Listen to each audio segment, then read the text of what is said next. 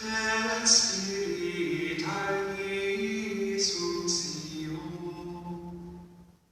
tu septi formis munere, digitus pater benedextere, tunite promissum Patris, sed benedictas futura.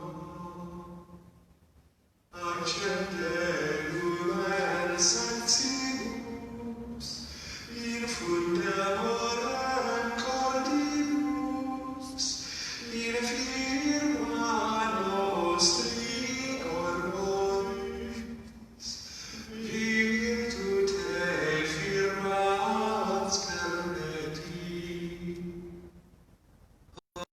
Redellas longimus, pacemque donnes protinus, ductore site brevium, vitemus omne noxium. Per te sciam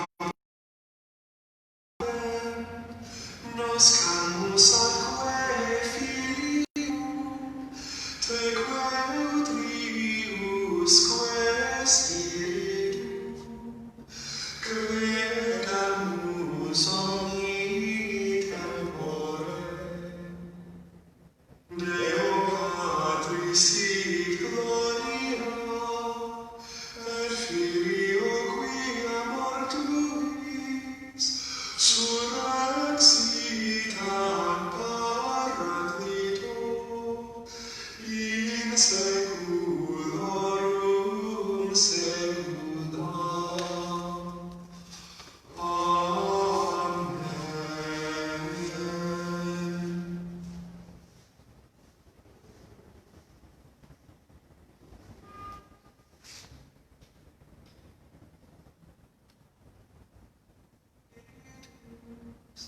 Mentes tuorum visito, imple superno gratium, que tu creasti pectora,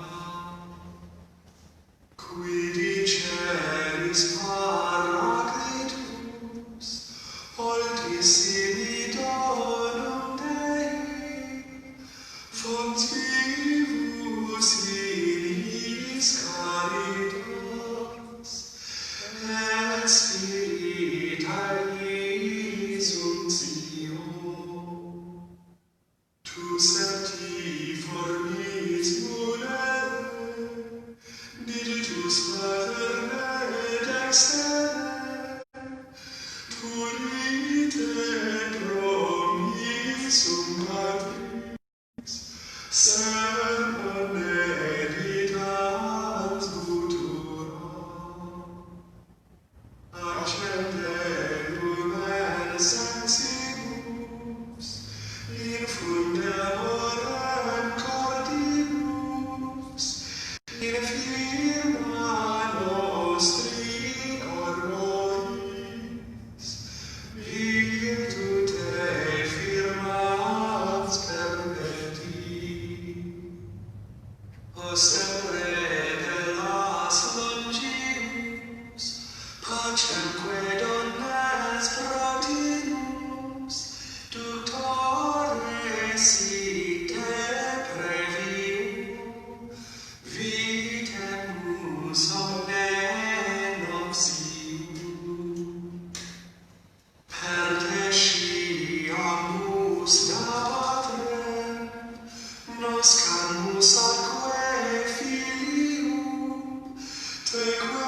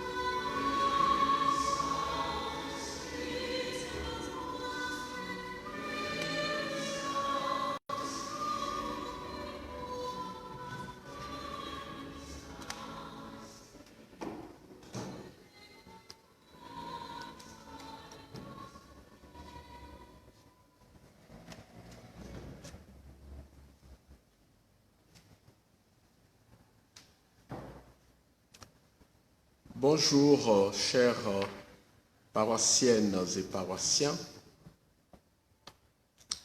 Rendez-vous est pris cet après-midi. Nous allons pouvoir enfin commencer. Rendez-vous est pris donc avec notre cher Père Roger pour nous entretenir sur les festivités de Pentecôte au travers du thème « Depuis la naissance de l'Église ». En tant que chrétiens, avons-nous réellement conscience d'être dépositaires de ce don protecteur qu'est l'Esprit Saint?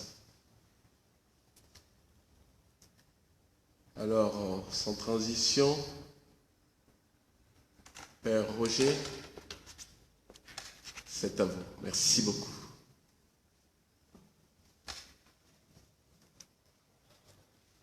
Bonsoir, bien-aimés du Seigneur, là où vous êtes chacun, chacune, et très heureux ce soir de pouvoir entrer dans les festivités de la célébration de la solennité de la Pentecôte, et en même temps, nous avons la grâce de pouvoir reprendre les activités pastorales, notamment le rassemblement eucharistique. Et nous allons nous retrouver avec certains et certaines ce soir à la messe tout à l'heure, à 18 h. Et donc, il est important, j'estime, que nous puissions reprendre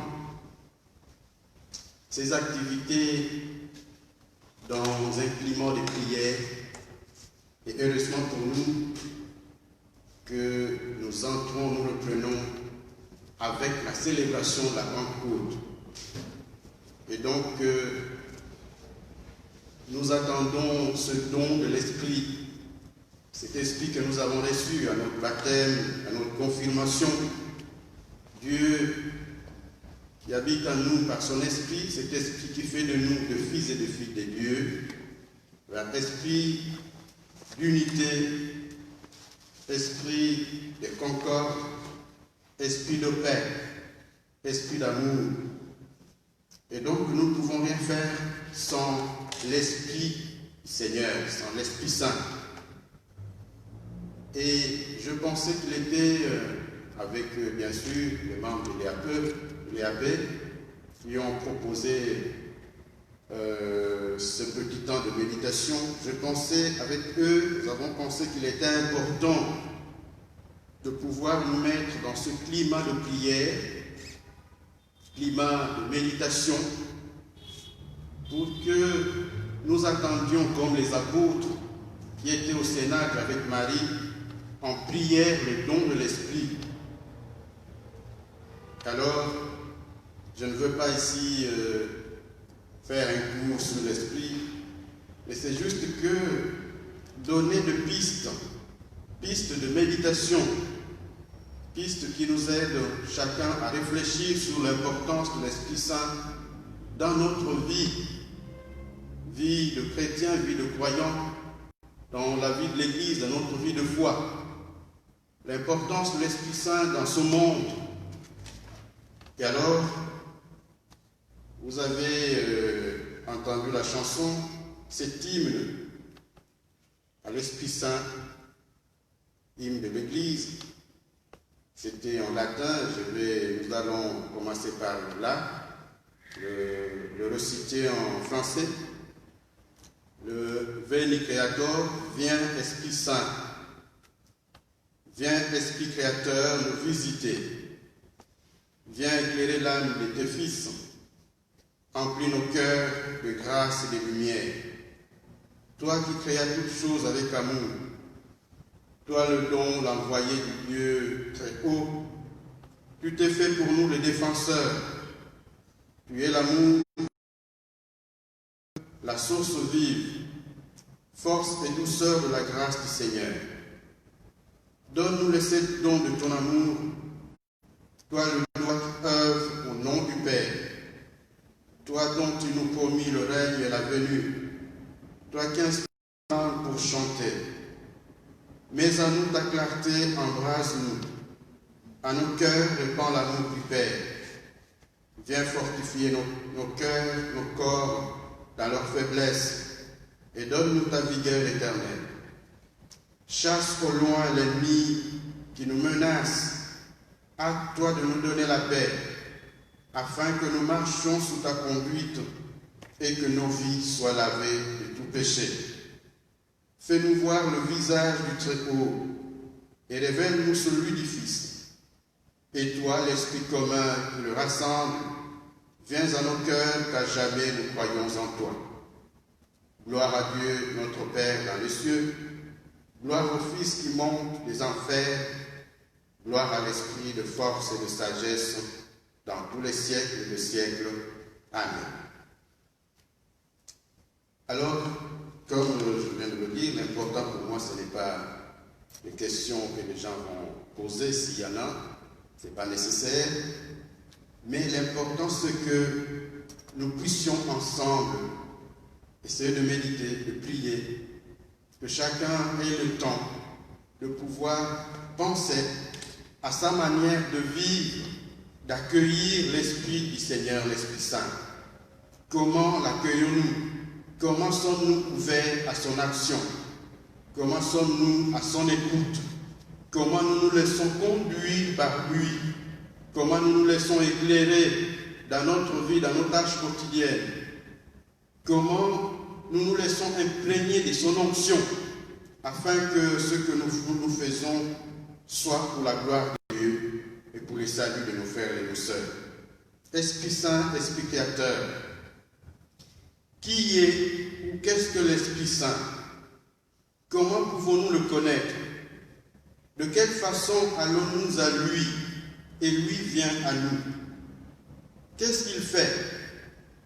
Une première réponse nous est donnée par le grand hymne de Pentecôte de l'Église. Veni Creator Spiritus, viens Esprit Créateur. L'hymne fait ici référence au premier verset de la Bible qui évoque, en ayant recours à des images, la création de l'univers. Il y est tout d'abord dit qu'au-dessus du chaos, sur les eaux des abîmes, l'Esprit de Dieu planait. Le monde dans lequel nous vivons et la Pentecôte n'est pas seulement l'origine de l'Église, et donc de manière particulière sa fête. La Pentecôte est aussi une fête de la création. Le monde n'existe pas tout seul. Il vient de l'Esprit créateur de Dieu, de la parole créatrice de Dieu. C'est pourquoi il reflète également la sagesse de Dieu. Et je m'appuie sur des bouquins que j'ai ici, et ça c'est le pape Benoît XVI qui l'a dit, c'est ce que je viens de dire ici, le 3 juin 2006 à la veille de la Pentecôte. Et vous avez ici le bouquin que j'ai, le Saint-Esprit, prière et texte. Cela que vous pouvez, c'est ce que je viens de lire ici. J'ai encore un autre petit bouquin ici sur lequel je veux m'appuyer, je m'appuie beaucoup. Un livre d'un de mes confrères, le père Hippolyte Mouaka de mon diocèse, qui a écrit Prière puissante à l'Esprit Saint. Donc c'est des bouquins très importants qui peuvent nous aider aussi à découvrir ce que l'Esprit Saint. L'éveil spirituel dans le monde est un signe du temps de grâce, du temps de l'Esprit. Le Saint-Esprit souffle puissamment partout dans le monde. Il est en grande action, mais peu de gens font l'expérience vivante du Saint, de l'Esprit Saint dans leur vie. Et l'exhortation qui va suivre essaiera tant soit peu de montrer comment le connaître, comment vivre son intimité, comment bénéficier de son secours dans notre vie, dans notre ministère, dans nos tâches quotidiennes, dans nos prières. Et cette expérience enrichissante nous marquera tellement, je l'espère, que nous ne saurons nous détacher de lui. Ainsi chacun aura-t-il dit sans cesse, « Viens, Esprit Saint ». Un petit premier point, le plus grand besoin de l'homme. Depuis sa création, l'homme a beaucoup de besoins à satisfaire. Mais s'il ne prend garde, il risque de ne satisfaire que de besoins élémentaires, mais qui ne sont pas forcément considérés comme les meilleurs pour sa vie. En effet, créé à l'image et à la ressemblance de Dieu, l'homme a en lui le potentiel divin. Il est capable d'aimer Dieu, il est capable de le louer, capable de le servir. Et donc il a besoin de l'Esprit Saint pour l'aider à accomplir cette mission. Ainsi, on peut le voir, le plus grand besoin de l'homme, c'est l'Esprit Saint qui l'aide à vivre selon la volonté de Dieu et non selon ses propres forces ou ses propres vues. Donc nous avons besoin, grandement besoin, de l'Esprit Saint dans notre vie. Cet Esprit créateur, cet Esprit qui nous guide et nous conduit. Malheureusement, il me semble que beaucoup de chrétiens, croyants, ont quelques informations superficielles sur l'Esprit Saint. Et deuxième petit point, c'est des petits points. Je disais que c'est juste pour donner des pistes pouvant nous aider à méditer ce soir, à méditer demain matin avant la messe. Messe de ce soir et avant la messe de demain. Le Saint-Esprit, le grand inconnu. Si l'on menait une enquête auprès de chrétiens sur leur connaissance du Saint-Esprit, beaucoup ne sauraient dire grand-chose sur lui. On comprend à peine son rôle dans la vie chrétienne, dans notre vie de tous les jours. Et pourtant, chacun dit dans la profession de foi, « Je crois en l'Esprit Saint », symbole des apôtres, ou « Je crois en l'Esprit qui est Seigneur et qui donne la vie. Il procède du Père et du Fils. Il reçoit même adoration et même gloire. Il a parlé par le prophète. » C'est ce que nous disons dans le symbole de Nicée. Et quand saint Paul arrive à Éphèse et demande aux disciples s'ils avaient reçu l'Esprit Saint quand ils ont embrassé la foi, leur réponse est qu'ils n'avaient même pas entendu dire qu'il y a l'Esprit Saint. Acte 19, 1, 2. Dommage. Comment ne pas connaître l'Esprit Saint, l'animateur de nos vies, l'accompagnateur, le maître intérieur. Et ça peut encore être notre cas aujourd'hui. Voilà pourquoi l'invitation nous est lancée pour que chacun essaye encore aujourd'hui et maintenant de méditer sur le rôle de l'Esprit Saint dans notre vie, dans la vie de l'Église. Et troisième point, connaître le Saint-Esprit. Depuis notre baptême et notre confirmation, le Saint-Esprit est venu habiter en nous. Il a été répandu dans nos cœurs. La troisième personne de la Sainte Trinité est là. Mais parfois, nous oublions qu'il est bien là, présent en nous. Et s'il nous arrive de dire quelque chose sur le Père et le Fils, respectivement Dieu créateur et notre Sauveur, il nous est parfois difficile de parler de l'Esprit Saint parce que nous le connaissons à peine. Comme le Père et le Fils, le Saint-Esprit est un être réel. Il est divin. Jean 6, 27, Éphésiens 4, 6, Hébreux 1, 8. Tous les attributs divins appartiennent au Saint-Esprit. Il est Dieu. Il est omniprésent. Psaume 139, 7, 10. Il est donc partout où nous pouvons être. Il n'est pas limité dans le temps et l'espace. Il est omniscient. Isaïe 40, 13, 14. 1 Corinthiens 2, 10, 13. Il connaît même les profondeurs des dieux. Il est omnipotent. Sa toute-puissance se manifeste à la création, quand l'univers fut tiré du néant. En tant que souffle de Dieu pour animer l'homme. Job 33, 4. À la résurrection du Christ, 1 Pierre 3, 18. Et cette toute-puissance se manifeste encore aujourd'hui et maintenant dans nos vies, tous les jours, et dans l'Église. Le Saint-Esprit est éternel. Hébreux 9, 14. Il n'a ni commencement ni fin. Il ne change pas. Le même esprit qui planait sur les eaux à la création, Genèse 1, 1, 3, qui était sur le roi, les prophètes dont parle l'Ancien Testament, c'est le même esprit qui était sur Marie, Jésus et les apôtres.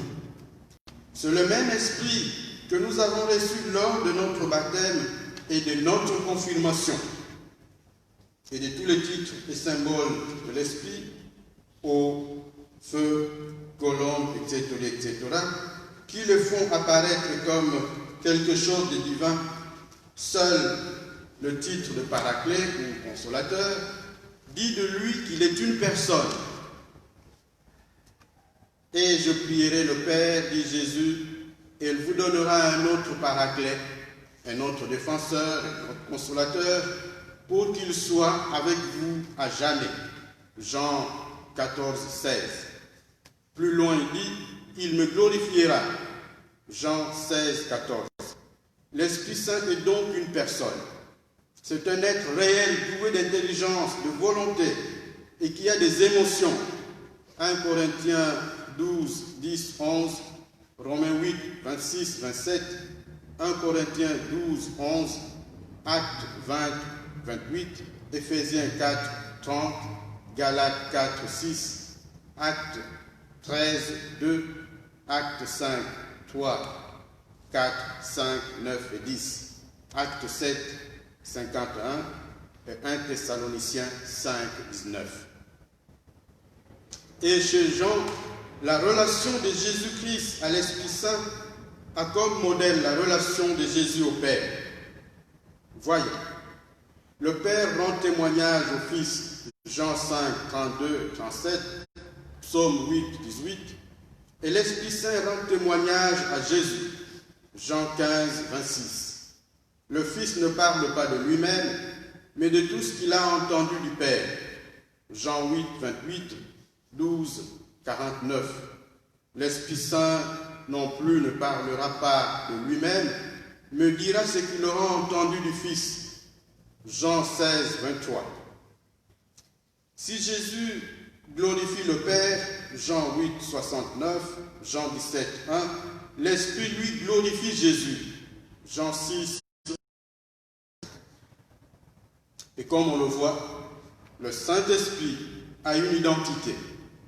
Mais pour mieux le connaître, il faut désirer qu'il devienne notre ami personnel, notre guide, notre accompagnateur, notre maître intérieur. Il faut le laisser nous prendre par la main et nous conduire vers la vérité tout entière. Il nous faut lui parler comme à un ami.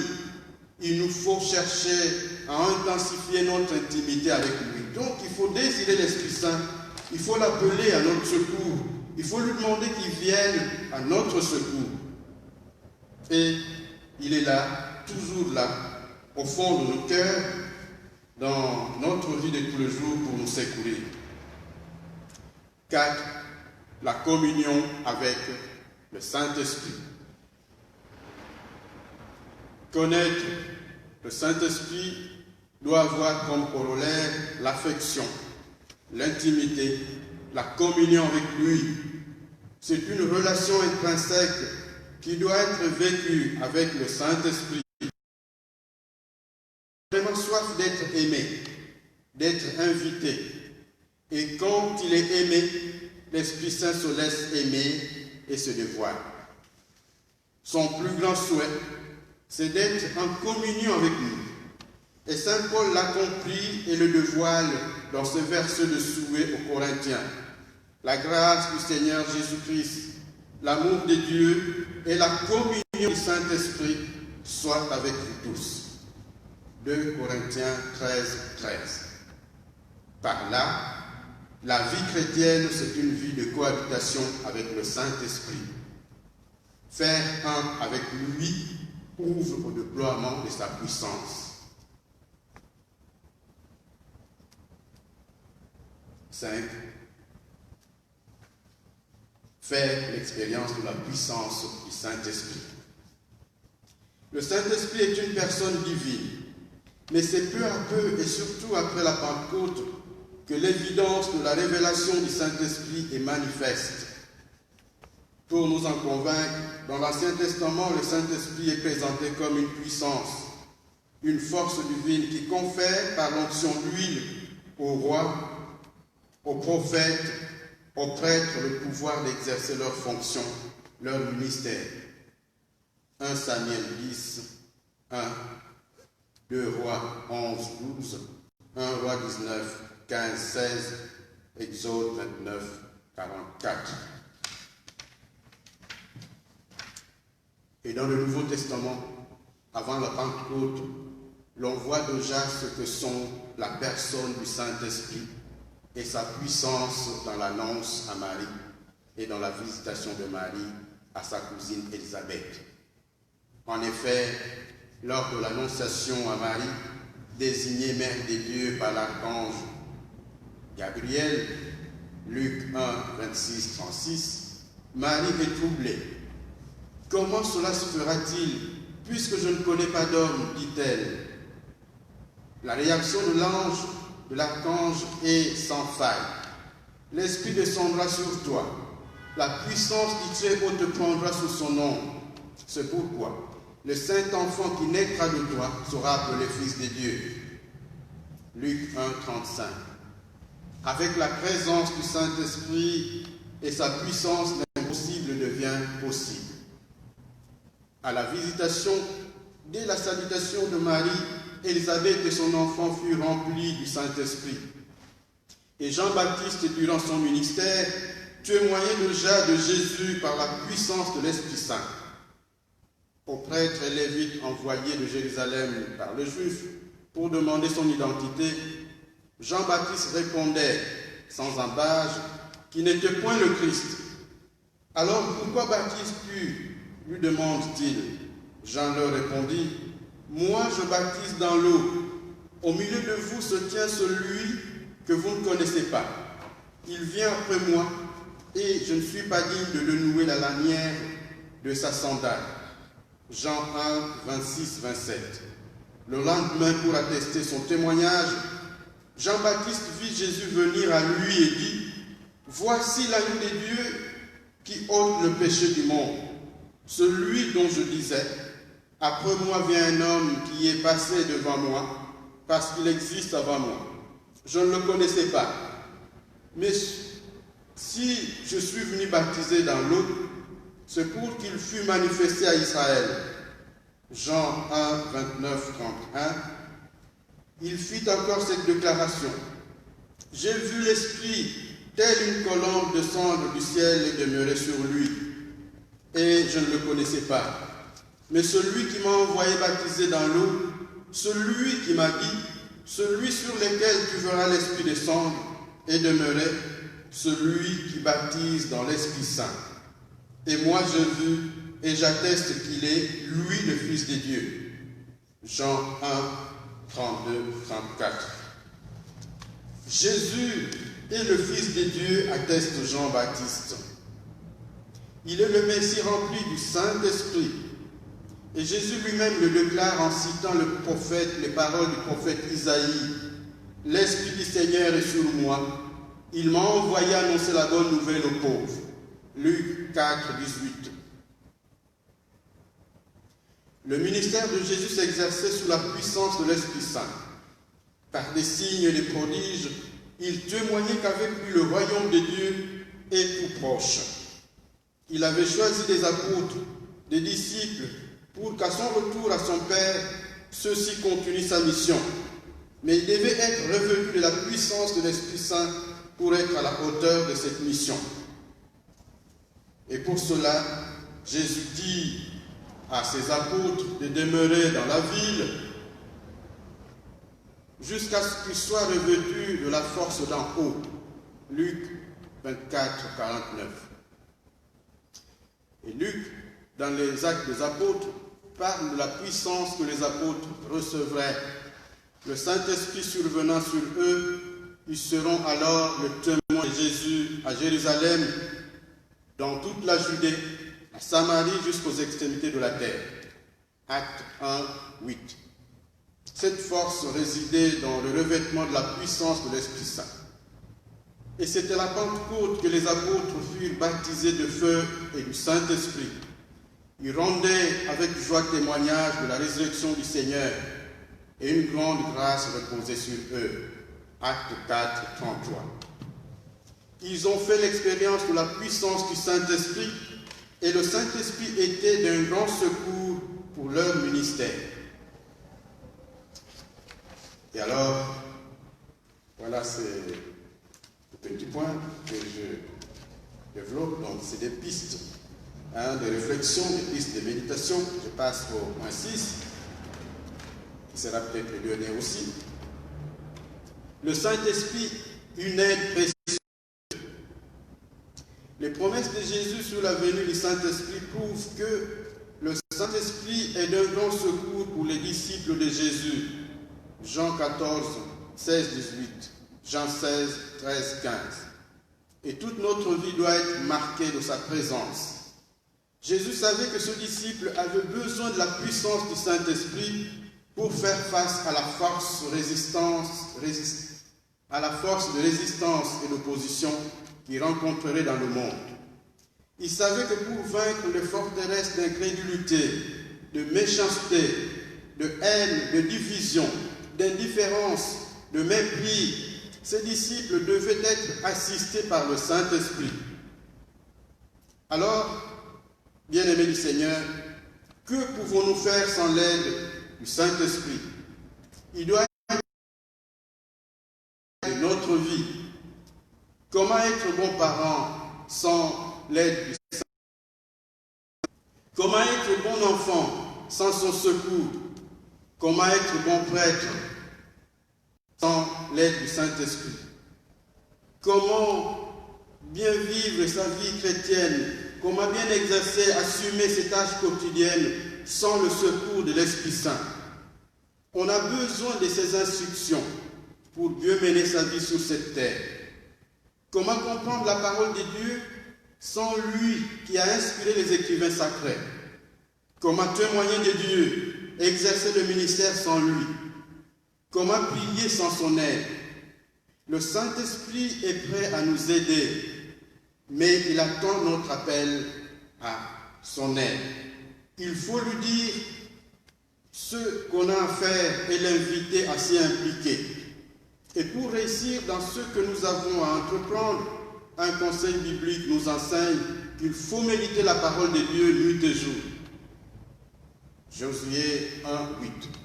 Mais comment comprendre cette parole sans le Saint-Esprit? Lui qui a utilisé des hommes comme nous pour écrire cette parole de Dieu dans nos langages humains. Comment ne pas l'appeler à son aide? Comment ne pas l'appeler pour qu'il vienne à notre secours et nous aider à comprendre cette parole de Dieu? Il nous suffirait de lui demander le sens de tel ou tel passage biblique. Par ailleurs, la vie chrétienne ne nous épargne pas les écueils, les épreuves. Écoutons les paroles de Saint Pierre. Mes amis, ne vous étonnez pas de la dure épreuve que vous avez à subir comme s'il vous arrivait quelque chose d'anormal. Avoir part aux souffrances du Christ, afin que vous soyez également remplis de joie quand sa gloire sera révélée. Vous êtes heureux si l'on vous insulte parce que vous êtes disciples du Christ, car l'Esprit glorieux, l'Esprit de Dieu repose sur vous. 1 Pierre 4, 12, 14. Et c'est cet Esprit de Dieu qui nous aidera à triompher de toutes les épreuves. Le Saint-Esprit est aussi une aide précieuse dans l'exercice de nos tâches quotidiennes. Il est là pour nous éclairer, nous guider, nous accompagner, afin que ce que nous entreprenons soit conforme à la volonté de Dieu et concourt à sa gloire et au salut de nos frères et sœurs. Car depuis son baptême, le croyant est livré à l'Esprit Saint et se trouve sous son emprise en toute vérité. En lui, l'Esprit déploie inlassablement son activité, la plupart du temps à l'insu du baptisé, apparemment incapable d'en prendre conscience.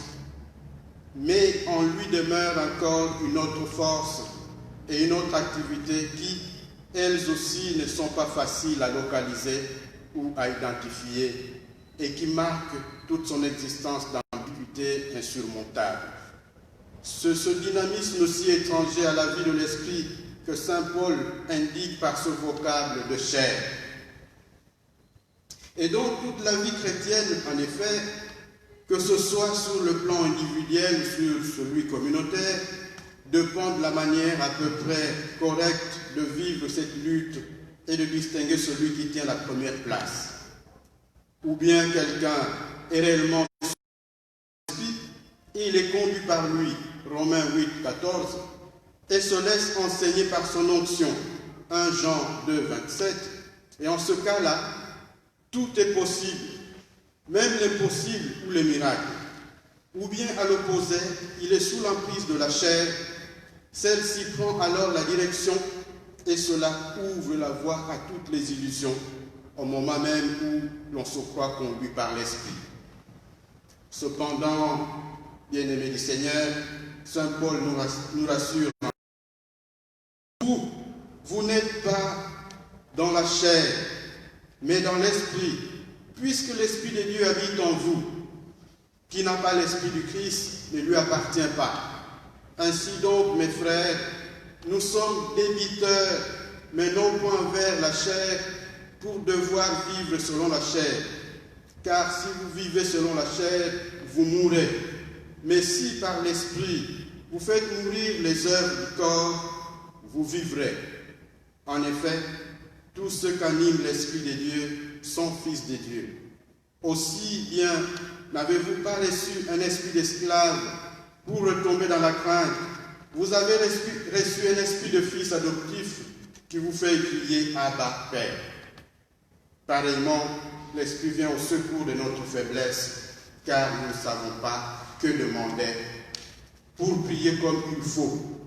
Mais l'Esprit lui-même intercède pour nous en des gémissements ineffables. Et je termine par un texte de Saint Jean-Paul II qui disait « La manière la plus commune dont l'Esprit Saint, le souffle de la vie divine, s'exprime et entre dans l'expérience, c'est la prière.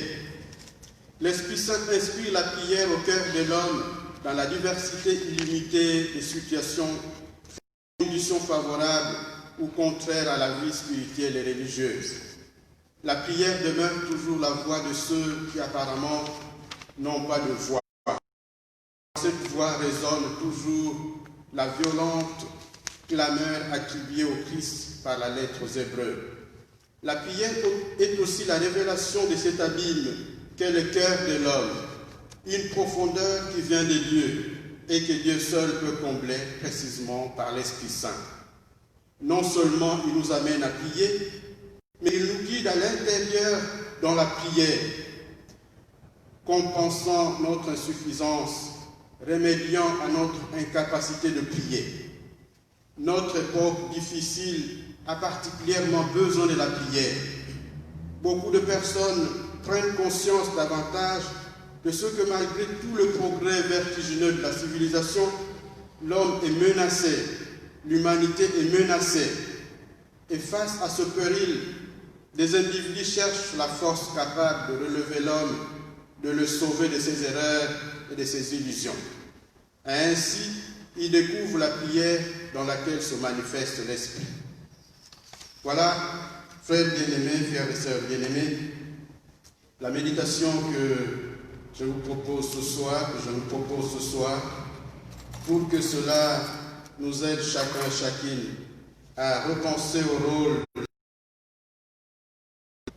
à l'importance que nous accordons à l'Esprit, l'Esprit de Dieu, et notre manière de pouvoir l'écouter chaque jour de notre vie, notre manière de nous laisser conduire par lui, et finalement notre manière de pouvoir suivre ses inspirations, suivre ses directives, afin que notre forme à la volonté de Dieu et que le nom de Dieu soit loué et que le monde soit sauvé.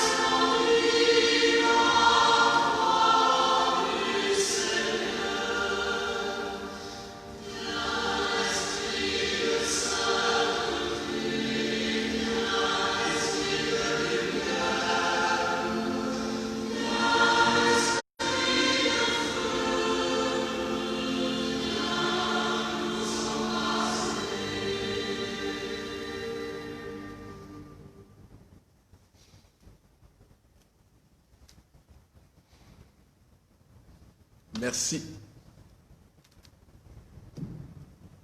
Merci beaucoup, Père Roger, pour ce temps de méditation que tu nous offres en ce jour de la venue de la troisième personne de la Sainte Trinité, l'Esprit Saint. Quelques passages forts que j'ai pu retenir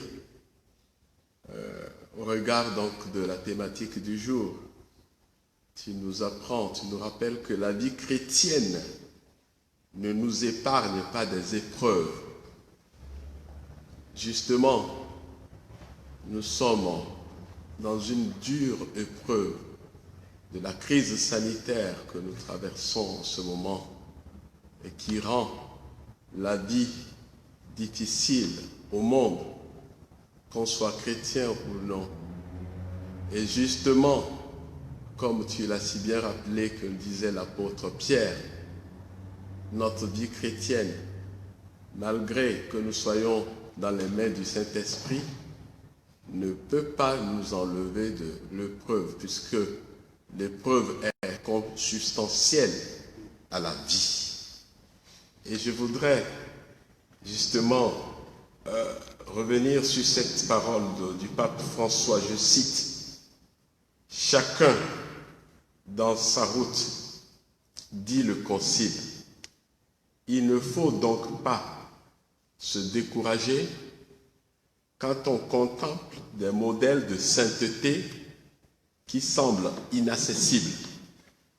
Il y a des témoins qui sont utiles pour nous encourager et pour nous motiver, mais non pour que nous les copions, car cela pourrait même nous éloigner de la route unique et spécifique que le Seigneur veut pour nous.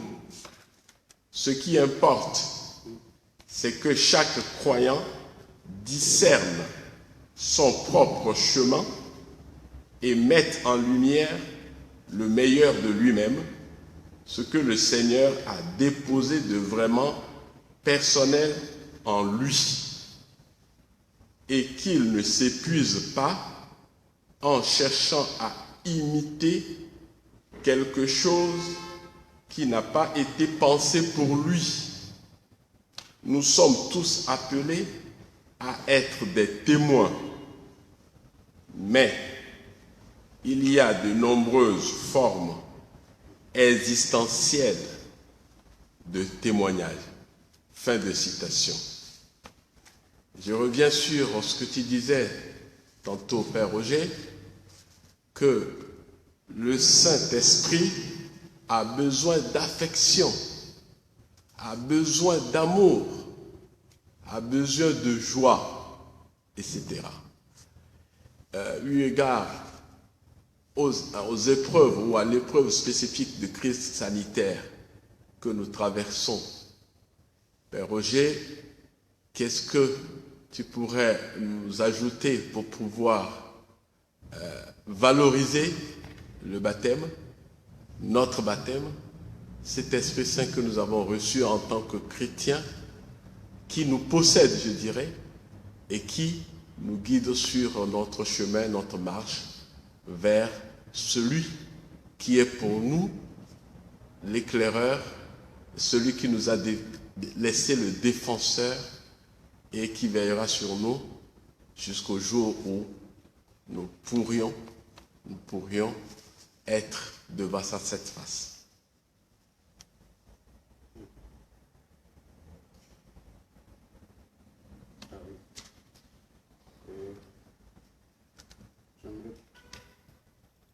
Merci pour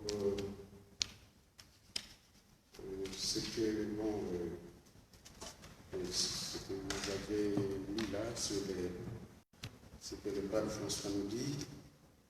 C'est très important, oui, chacun est unique et chacun a sa voix. Et chacun doit suivre sa voie, doit être attentif justement à l'esprit, cet esprit que nous avons reçu, et suivre la voie que l'esprit nous montre. Et je reviens à ce que disait par rapport à la question que tu poses, ce que disait le pape Saint Pape Jean-Paul II. Je vais peut-être lire cet extrait-là qui peut aussi nous aider, nous éclairer. Il disait la manière la plus commune dont l'Esprit Saint, le souffle de la vie divine, s'exprime et entre dans l'expérience, c'est la prière. l'Esprit Saint inspire la prière au cœur de l'homme dans la diversité illimitée des situations et des conditions favorables ou contraires à la vie spirituelle et religieuse. Et la prière demeure toujours la voix de ceux qui apparemment n'ont pas de voix. Et dans cette voix résonne toujours la violente clameur attribuée au Christ par la lettre aux Hébreux. La prière est aussi la révélation de cet abîme qu'est le cœur de l'homme, une profondeur qui vient de Dieu et que Dieu seul peut combler précisément par l'Esprit Saint. Non seulement il nous amène à prier, mais il nous guide de l'intérieur dans la prière, compensant notre insuffisance, remédiant à notre incapacité de prier. Et notre époque difficile, particulièrement, a besoin de la prière. Beaucoup de personnes prennent conscience davantage de ce que malgré tout le progrès vertigineux de la civilisation, l'homme est menacé. Et justement, de menaces, vous voyez ce que nous vivons, c'est vraiment une grande et grave menace coronavirus. Regardez comment nous vivons aujourd'hui. L'homme est menacé. Mais regardez le progrès scientifique. L'humanité est menacée. Et alors, face à ce péril, les individus cherchent la force capable de relever l'homme, de le sauver de ses erreurs et de ses illusions. Plusieurs fois, on se on veut se laisser conduire tout seul, on veut croire que tout seul on est capable de tout faire. Mais bon, c'est des illusions par moment et on se rend compte à un certain moment que cela est bien vrai. Et aussi, il découvre la prière dans laquelle se manifeste l'Esprit. C'est l'Esprit justement qui peut nous donner la force face à ces épreuves, aux difficultés de la vie personnelle, individuelle, communautaire, les épreuves que nous vivons, que l'humanité vit. C'est justement l'Esprit de Dieu qui peut nous, de l'intérieur, nous donner la force de pouvoir porter tout cela, de pouvoir accueillir ces épreuves, ces difficultés avec courage, avec espérance. Et c'est pour cela que le Christ, à son départ, il demande, il dit à ses apôtres d'attendre là, dans la vie, d'attendre l'Esprit, le Consolateur, celui qui les aidera à surmonter les difficultés. Ils auront des persécutions, ils seront traînés devant des juges, des tribunaux, ils auront des épreuves de tout genre, ils souffriront, ils iront jusqu'au martyre. Mais qu'est-ce qui leur a donné? Regardez ces hommes quelconques. Qu'est-ce qui leur a donné la force de sortir de là où ils étaient? Portes et fenêtres verrouillées. À un bon matin, on le voit. C'est Pierre qui a tremblé devant une jeune dame, qui sort et qui dit: celui que vous avez crucifié, il n'est pas mort, il est vivant. C'est vous qui l'avez mis à mort. Mais moi, je vous dis qu'il est vivant. Les gens disent: mais comment c'est possible? C'est cela qui étonne. Et voilà le ferment, voilà comment ils ont leur témoignage, le travail qu'ils ont fait, comment ils ont transformé le monde, eux-mêmes transformé de l'intérieur. La force qui leur a donné de pouvoir sortir, de témoigner, de parler. C'est cela justement, c'est l'Esprit seul qui peut nous donner, nous aussi aujourd'hui encore, au milieu des changements de ce monde, au milieu des épreuves de ce monde, de pouvoir accueillir, supporter les épreuves. Sinon, ce n'est pas possible d'accueillir, sinon on se décourage, d'accueillir nos difficultés, nos situations de misère, nos situations de maladie, de les accueillir dans la foi, dans l'espérance, et en ayant le regard tourné vers celui-là même qui est le maître de la vie. Je crois, et donc nous avons justement besoin d'appeler à tout instant l'Esprit, de dire: viens Esprit, viens à notre secours. Ça doit être notre cri de tous les jours. Quand quelqu'un se réveille, je crois que la première chose, c'est d'appeler l'Esprit. Parce qu'en sortant de chez soi, ce n'est pas évident ce qu'on peut rencontrer sur la route et tout ça. Et si vous êtes conduit, vous vous laissez conduire par l'Esprit du Seigneur, tout cela, il est là. C'est lui le défenseur, celui l'accompagnateur, celui qui peut justement nous éclairer dans la prise des décisions, dans l'exercice de nos tâches quotidiennes, comme parents, comme père de famille, comme mère de famille, comme enfant et tout ça, comme prêtre, comme soignant, comme ceci, dans tout ce que nous faisons. Nous sommes appelés à nous ouvrir à l'esprit de vérité pour qu'il nous conduise vers la vérité tout entière et justement qu'il soit pour nous cette force qui nous pousse à témoigner à temps et à contre-temps, dans le moment de joie comme dans le moment de peine. Quelqu'un peut être très malade, mais lorsque vous allez le voir, vous le voyez rayonnant. Mais qu'est-ce qui peut lui donner la force? Cette force-là, c'est justement l'esprit qui peut lui donner de supporter, de porter cette épreuve, son épreuve en ce moment-là, avec espérance et courage.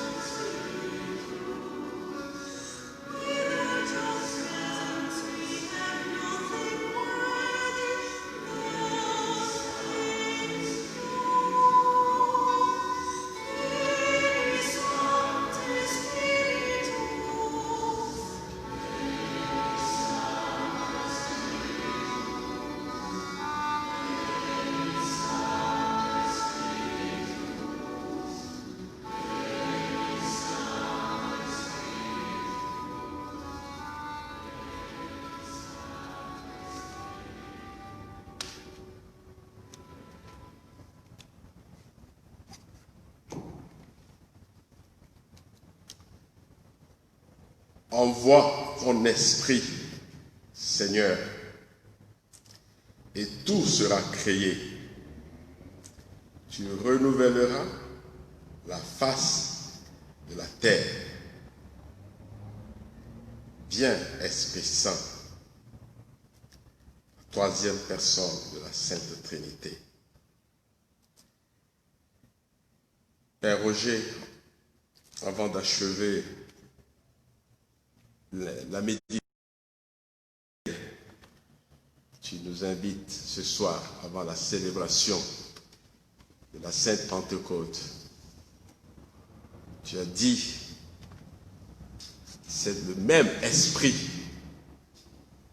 le défenseur, ce don protecteur que notre Seigneur Jésus-Christ a envoyé aux apôtres et à la Vierge Marie, notre mère, au Cénacle.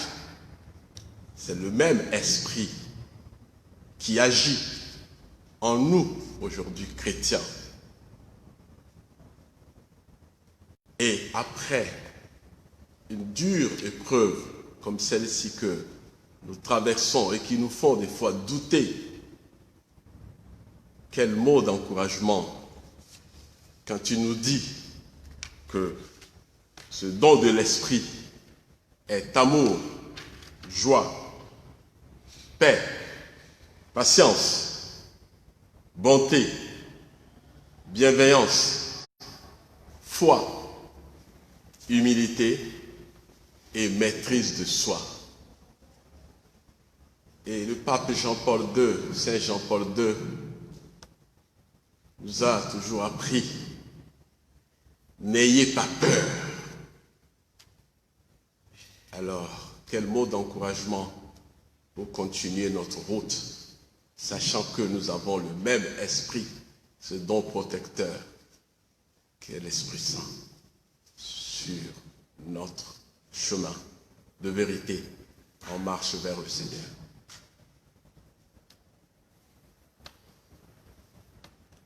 Oui, merci. Justement, c'est le même esprit que nous avons reçu. Et cet esprit dont le Christ dit, l'esprit du Seigneur, m'a consacré par l'onction pour annoncer la bonne nouvelle aux pauvres. Nous l'avons reçu aussi cet esprit. Et je disais ici, le Saint-Esprit est aussi une aide précieuse dans l'exercice de nos tâches, et ainsi de suite. Et toute la vie chrétienne, en effet, que ce soit sur le plan individuel ou sur celui communautaire, dépend de la manière à peu près correcte de vivre cette lutte. Il y a une lutte en nous, il y a des résistances, des oppositions. Et donc, ce que nous avons à faire, c'est être vraiment attentif à l'esprit, au maître intérieur, celui, le maître intérieur. C'est même lui qui nous inspire la prière qui plaît à Dieu. Et c'est vrai, n'ayez pas peur. Mais c'est cela, n'ayez pas peur. Le Christ dit, je m'en vais, mais je vais vous laisser un autre défenseur. Il l'a dit. Et lui, il sera avec vous tous les jours. Donc, c'est à nous de pouvoir nous ouvrir à lui. Et tout l'objectif, c'est que, cette méditation que nous faisons, c'est aussi que chacun prenne conscience qu'effectivement, nous ne sommes pas seuls. Le Christ ne nous a pas laissés seuls. Il a voulu être là, en nous, par son esprit. La vérité qui est en nous, celui qui nous inspire, celui qui nous fait sentir ce que Dieu veut, puisqu'il connaît les profondeurs de Dieu, il connaît la volonté de Dieu, et celui qui est capable de pouvoir nous aider à sentir cette volonté de Dieu et nous donner la force de l'accomplir. Celui qui nous conduit, qui nous guide, qui nous éclaire, si nous l'appelons, il nous éclairera, il restera, il est là. Lui, il est là au fond de notre cœur. C'est nous, peut-être quelquefois, qui sommes distraits, qui nous croyons orphelins. Et on ne se rend pas compte qu'il est là, lui, l'esprit de force. Et Saint Paul disait, vous n'avez pas reçu un esprit d'esclave. Vous n'êtes pas dans la chair, mais dans l'esprit, puisque l'esprit de Dieu habite en vous. Ceux-là et celles-là sont fils et filles de Dieu, ceux qui se laissent conduire par l'esprit. Voilà. Donc, qui n'a pas l'esprit du Christ? Donc, mes frères, point envers la chair, pour devoir vivre selon la chair. Car si vous vivez selon la chair, vous mourrez. Mais si par l'Esprit vous faites mourir en vous les œuvres du corps, vous vivrez. En effet, tous ceux qu'anime l'Esprit de Dieu sont fils de Dieu. Aussi bien n'avez-vous pas reçu un esprit d'esclave pour retomber dans la crainte. Nous avons reçu l'Esprit de Dieu. Cet esprit nous fait dire que Dieu nous aime, qu'il nous pardonne de nos péchés, qu'il nous pardonne nos misères, que nous ne vivons plus dans le désespoir, que nous sommes fils et filles de Dieu, donc que nous sommes des pécheurs pardonnés, que Dieu est là, qui ne peut pas nous abandonner, parce que nous appartenons à Dieu. Nous sommes à lui. Et donc, n'ayons pas peur dans nos misères personnelles, individuelles, communautaires, dans nos souffrances. Parce que l'Esprit du Seigneur est en nous. Dieu a répandu en nous son Esprit. Et pareillement, l'Esprit qu'il nous a donné, c'est cet Esprit qui vient à notre secours, au secours de notre faiblesse.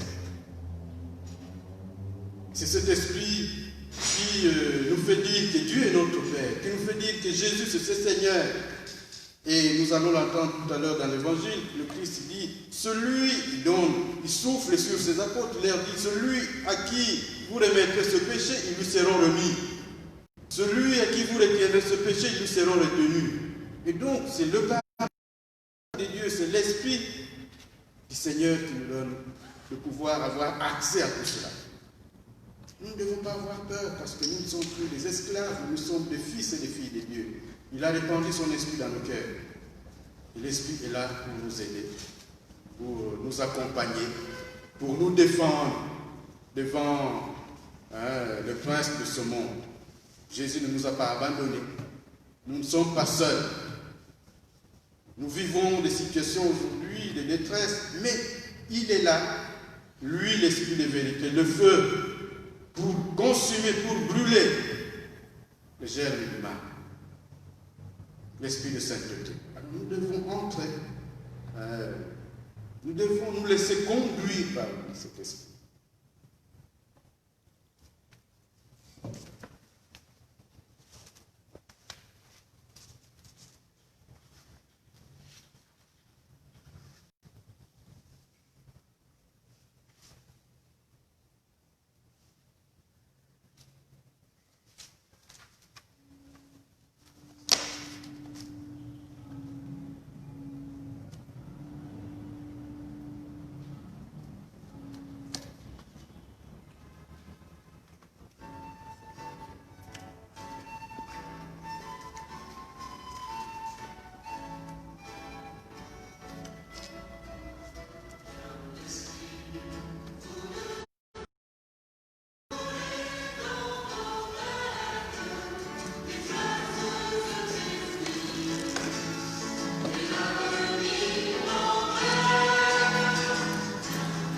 Merci beaucoup, Père Roger.